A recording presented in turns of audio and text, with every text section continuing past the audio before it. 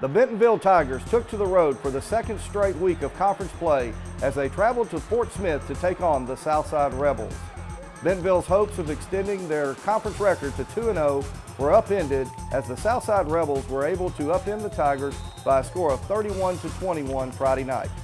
We welcome you to the Tiger Football Report. John McElroy joined here in the Tiger Athletic Complex with head coach Barry Lunney of the Bentonville Tigers. Well, Coach Lunney, disappointing loss for your ball team. Record goes to 4-1. Your thoughts on Friday night's ball game? Well, I didn't like it. John, it was a game that we knew going in it was going to be a very difficult game, tough game. Southside has got probably, and I told our kids, the most complete team that we've played thus far, defensively and offensively, and we felt like that going in, and it was. It turned out that that's exactly the case, but it was very disappointing, and I think, and we talked a little bit earlier off camera, I think the main thing that disappoints you is that we're much better than what we showed, and we haven't really played like that here in a long time as far as the teams that we felt like we were better at. We won those games, and you gotta hand it to them though. They played well. Southside, I thought, as I told our kids, they outplayed us effort-wise, especially in the first half.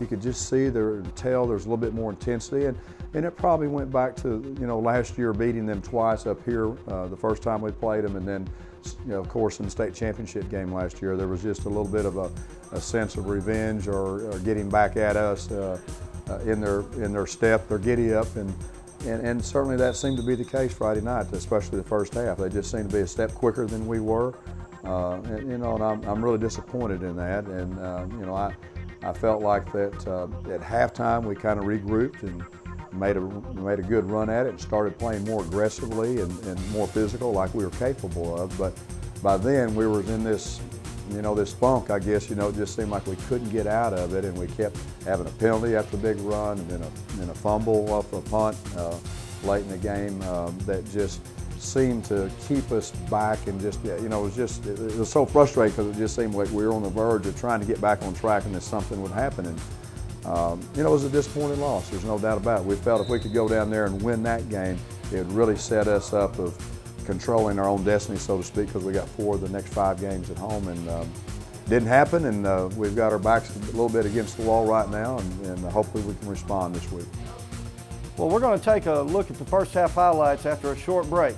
We'll return here in a moment. You're watching the Tiger Football Report. The Tiger Football Report is brought to you by Bob Morey's Auto Body Incorporated and Jones Television, Channel 22. In a town like Bentonville, fewer things go better together than local teams and local business. And that's why the Bentonville Tigers would like to express their sincere appreciation to Bob Morey's Auto Body Incorporated for their support of the 2009 Tiger Football Report. Bob and Amber Morey are not only big Tiger fans, but they also have a staff of talented professionals who can easily handle all of your auto paint, repair, and glass repair needs. When they're done, your car will be spotless. So drop by and see them at 1019 North Walton Boulevard, or just give them a call at 479-271-7292. Bob Morey's Auto Body Incorporated, a proud sponsor of the Bentonville Tigers. Award-winning Jones Television, Northwest Arkansas's 24-hour nonprofit cablecast, is now on the internet. JonesTV.org features a first-hand look at what the station is doing for the organizations and people of your community.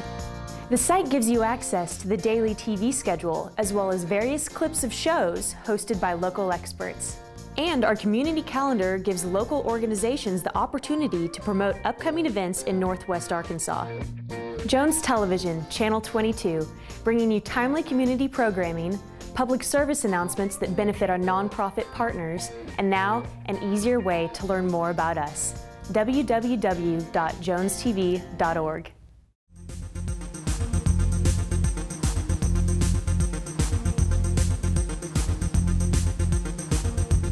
We welcome you back to the Tiger Football Report. Well, Coach, your team's down 17-6 here in the first half. there's really a sense of urgency to come out here in the second half and get something going. It was very important for us to do that and get something started. And you know, we're not out of the game, 17-6. We have an explosive offense, and we knew we were going to have to change a lot of things, not necessarily schematic-wise, but just change our execution and our effort. And I thought we did that to an extent the second half. Well, let's go right into the second half highlights. Okay, Coach, here starts the second half, and I kind of thought like the first half, things started off pretty well for the Tigers. Well, we get a good hard hit on the kickoff. They fumble. We get the ball and give us some good field position. And it's important we go do something with it. Oh, we had a little special pass play. We got wide open, and Austin turns around, kind of something wrong, and instead of running through it, and we're in a third down situation right here, and Pearson got his feet set into a little post corner to Nick Knighting, and we're down in business on about the 3-yard line. And runner inside zone to Courtney, and he bangs it in. Good blocking, and we go back. Now we're in. We back in the game. We're going to go for 2 points. See if we can't get this thing back to a field goal, at least one score. And it was important for us to do that. We got our 2-point play that we work on all the time, and it turned beautiful execution. And now we cut it 17-14. So you just, you can feel a little momentum change here, and that was good. We really needed that.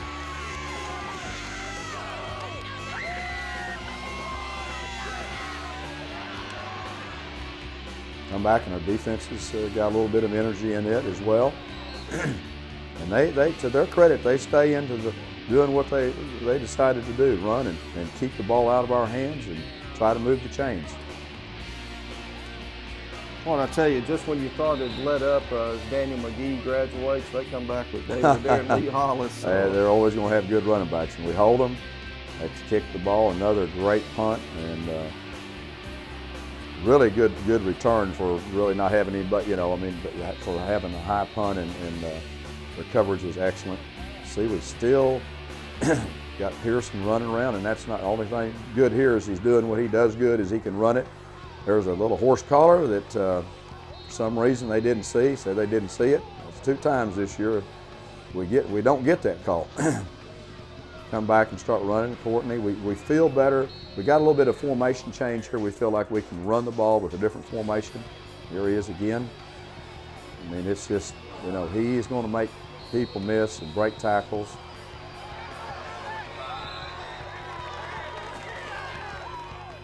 Got a pretty good little drive going, and oh my gosh.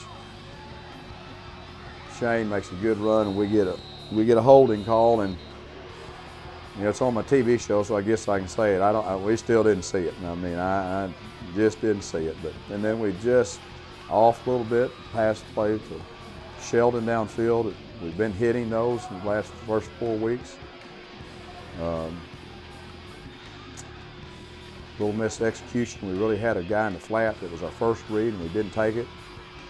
And got a little bad play here going. We just, again, those were things that we just could never get in sync.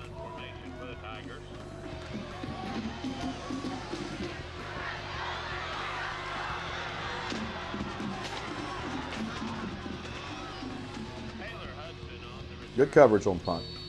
Wasn't bad at all. There they come back, run their power play to the left. There's Arthur Flowers. Had a lot of tackles during the ball game. Oh, we get him a 3rd and 6 or 7, and everybody's covered, and he scrambles and makes the first down. That just kills you. I mean, just kills you. Play good for first 2 downs, and then let them scramble and make a first down on you. Oh, we forced him to punt.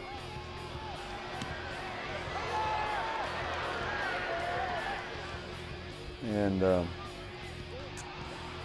really bad decision right there we made trying to pick up a loose, the ball on the punt, and they get it, and we give them a short field. I think on about the 28-yard line. They get the momentum going. We have him stopped at the line of scrimmage, and he does what good backs do. He bounced outside, made a big play down to the goal line, and then they score. And really, that's the ball game right there. 23-14, 9 minutes left. They took the momentum. And we're 2 scores down now, then so we have to start, doing some things that we really don't like to do, and that's throwing the ball first and then run second. And you see, they did a good job of coming after us, and we did not pass protect very well. Puts us in a bad situation and have to punt the football. Defense, though, stayed very focused, kept fighting, kept playing, and that was the thing I was real proud of, is kids on the defensive side kept coming after them and trying to make something happen. They're taking the thing they're doing here is good. They're just taking time off the clock. We're not being able to get them in a passing situation. And of course, they go down and score again and really put the icing on the cake. We make a late run here with a couple minutes to go and score, which I was proud of the offense. You just want to see something positive happen, and we did. We didn't just lay down. Our kids kept coming back, and that's the thing I like about them, is that I think really, in spite of losing the game Friday night, I think that we still have a lot of heart, and kids want to win, and there wasn't anybody more disappointed about this outcome than those young men in that dressing room after the ball game Friday night. Good play, Sheldon Vanderpool. Just a few seconds left in the game, and a little hitch and go, and we really executed this really well too. Really the only place that we could throw that, so we ended up scoring real late.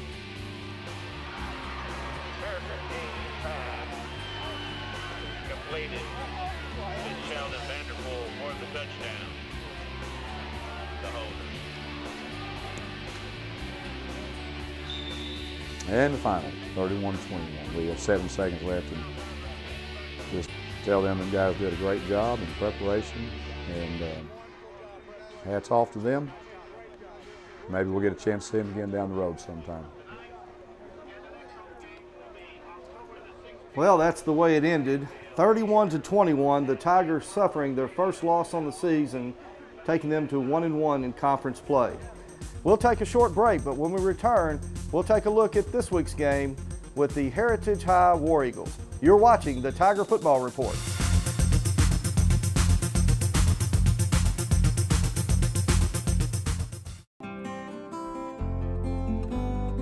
Children's House has spent the last 24 years helping abused and neglected children and their families.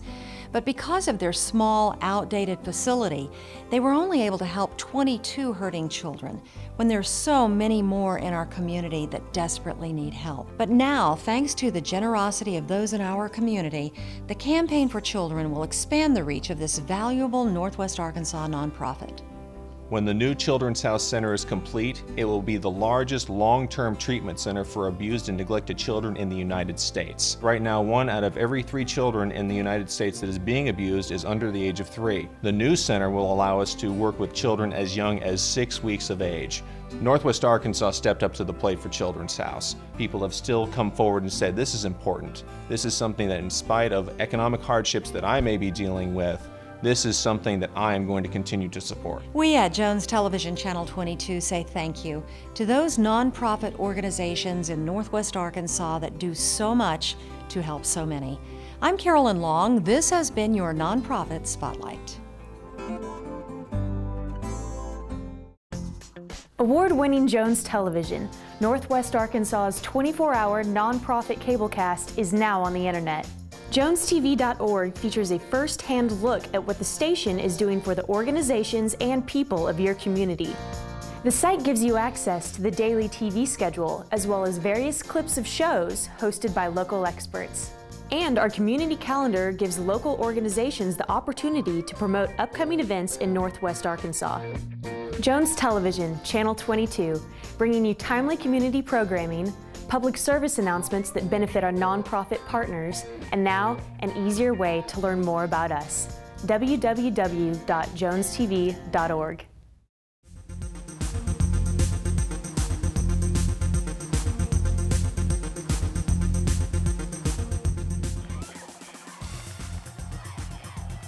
Coach, here you are, your second straight week out on the road. Fort Smith Southside, a big night down there in Fort Smith. Yes. Dedication to the field, Athletic Director Jim Rowland.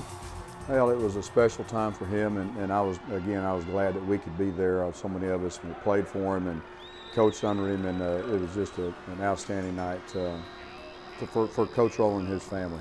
Well, here we go, Coach. It gets off to a quick start for the Tigers.